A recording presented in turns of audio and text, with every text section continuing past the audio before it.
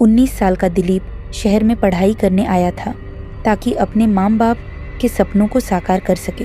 कहने को तो यह शहर बहुत बड़ा था, हजारों मकान थे, पर दिलीप को रहने के लिए एक छत तक भी न मिल सकी। एक कुन्नारे लड़के को कौन किराएदार रखने का जोखिम उठाता।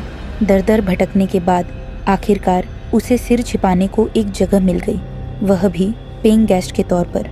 मिसेस कल्पना अपनी बहू मिताली के साथ घर में अकेली रहती थी। उनका बेटा कहने को तो कमाने के लिए परदेश गया हुआ था, पर पैसे वह कभी कभार ही भेजता था। बेटा, तेरे यहाँ रहने से हमें 2 पैसे की आमदनी भी हो जाएगी और रोहित की कमी भी नहीं खलेगी। जैसा हम खाते पीते हैं वैसा ही तुम भी खा लेना। मिसेस कल्पना ने उसे एक कमरा दिखाते हुए कहा। जी अम्मा, मेरी तरफ से आपको किसी तरह की शिकायत नहीं मिलेगी, दिलीप ने कहा। उसकी रहने और खाने की समस्या एक साथ इतनी आसानी से हल हो जाएगी, यह तो उसने सपने में भी नहीं सोचा था। अब वह पूरा ध्यान पढ़ाई में लगा सकता था। दिलीप को केवल और केवल अपनी पढ़ाई में ध्यान लगाते देख मिसेस कल्पना को बहुत खुशी होती थी। खाना पहुंचाने वे दिलीप के कमरे में खुद आती और उसे ढेरों आशीर्वाद भी दे डालती।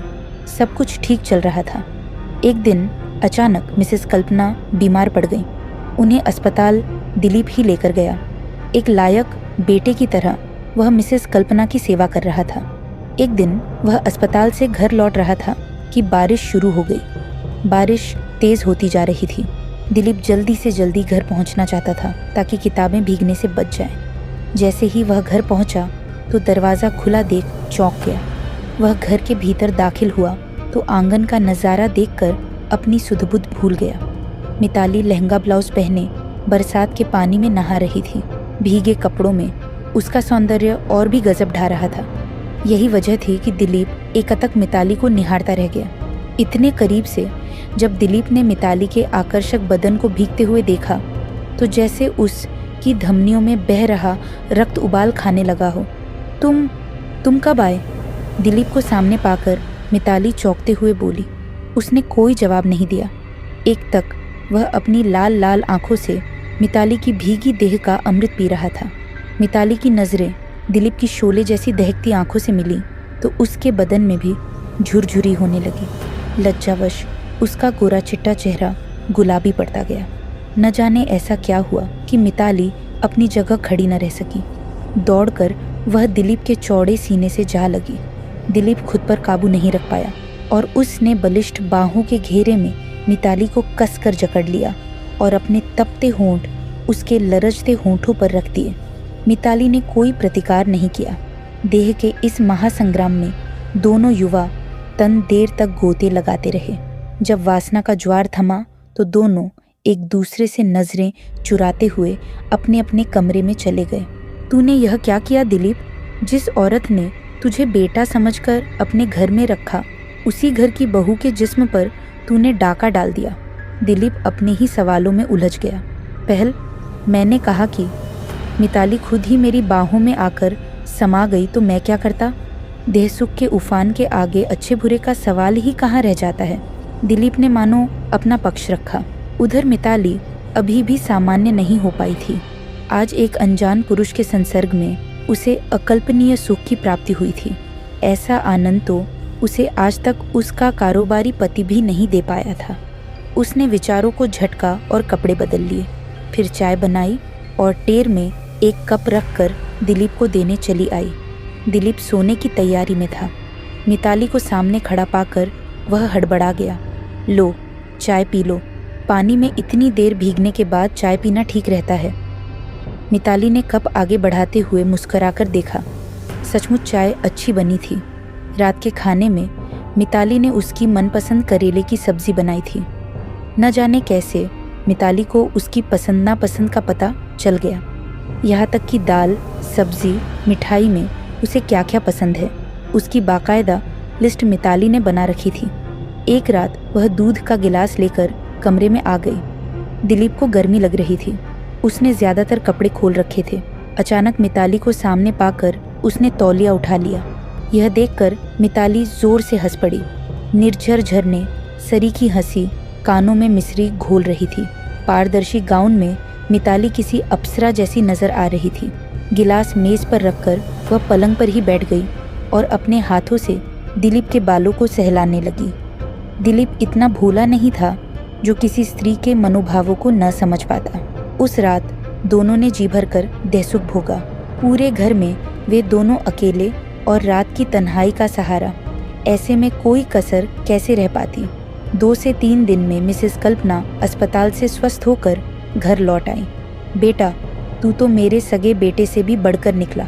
अपनी सेवा से खुश मिसेस कल्पना ने उसे ढेरों असीस दे डाली। दिलीप और मिताली को लगा कि मांझी के घर लौट आने के बाद वे शायद अब नहीं मिल सकेंगे, पर देह की भाषा जब देश की दूरियां तक लांघ जाती है तो फिर यहाँ एक ही घर में रजामंदी के साथ मिलने में क्या मुश्किल आती। अब तो हालत यह थी कि जब दिल करता दिलीप मिताली को अपने कमरे में बुला लेता और उसके साथ देह की तृष्णा पूरी करता। उधर मिताली भी इस सुख का उपभोग करने में पीछे नहीं थी। पति की अनुपस्थिति में किसी युवा स्त्री की देह जो सुख चाहती है, दिलीप वह सुख मिताली को प्रदान कर रहा था। देह सुख के भोग में दोनों शायद यह बात भूल गए कि सुख हमेशा अकेला नहीं आता, अपने साथ दुख भी लेकर आता है। मिताली के समर्पण ने दिलीप को निरंकुश बना दिया। वह हरदम मनमानी करने लगा। मिताली उसके लिए जिस्म की भूख मिटाने वाली महज मशीन बनकर रह गई। भावना की जगह अधिकार हावी होने लगा। दिलीप एक पति की तरह हुक्म देकर उससे बात करता। एक बार तो उसने हाथ भी उठा दिया। मुझे लगता है मुझे गर्भ ठहर गया है, एक रोज़ मिताली ने कहा तो दिलीप जैसे आसमान से गिरा। मौज मजे के लिए बनाए गए संबंध में ऐसे मोड़ की कल्पना उसे नहीं थी। मैं दवा ला दूंगा। अगर बच्चे के पेट में होने की बात सामने आ गई तो हम कहीं के नहीं रहेंगे। दिलीप झुंझलाकर बोला। इस बार तो गोलियों से बात बन गई, पर गर्भ ठहरने का डर हमेशा बना रहा। अब उनके मिलन में वह पहले जैसी गर्माहट भी नहीं रह गई थी। दोनों के लिए संबंध बोझ में तब्दील हो चुका था। कहीं ना कहीं मिसेस कल्पना की अनुभवी आंखें भी ताड़ गईं कि घर में उनकी नाक के नीचे क्या गुल खिलाए जा रहे हैं। उधर दिलीप जब से इस चक्कर में पड़ा था, उसकी पढ़ाई लिखाई पूरी तरह चौपट हो गई थी। एक रात जब वह नाइट लैंप की रोशनी में पढ़ रहा था तो मिताली उसके कमरे में आ गई।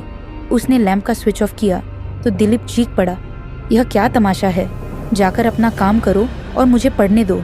मिताली यह सुनकर हक्की बक्की रह गई। उसे पहली बार महसूस हुआ कि पति की गैर मौजूदगी में किसी गैर मर्द के साथ संबंध बनाकर उसने कितनी बड़ी भूल की है। नहीं, अब वह इस दलदल में और नहीं गिरेगी। जो होना था हो गया। यह संबंध अंधे कुएं में गिरने के समान है। मुझे कुएं में नहीं गिरना। मिताली ने मन ही मन निर्णय लिया। उसने फ़ोन करके अपने पति को जल्दी आने को कह दिया ताकि यह किस्सा विराम ले सके। दिलीप भी जितना जल्दी हो सके इस संबंध के बोझ को सिर से हटाने के बारे में सोच चुका था। मिलने की पहल रजामंदी से हुई तो अलग होने के लिए भी परस्पर रजामंदी काम आई। दिलीप ने बहाना बनाकर घर छोड़ दिया। जीवन में घटे इस घटनाक्रम को दोनों पक्ष एक स्वप्न समझकर भुलाने की कोशिश करने लगे।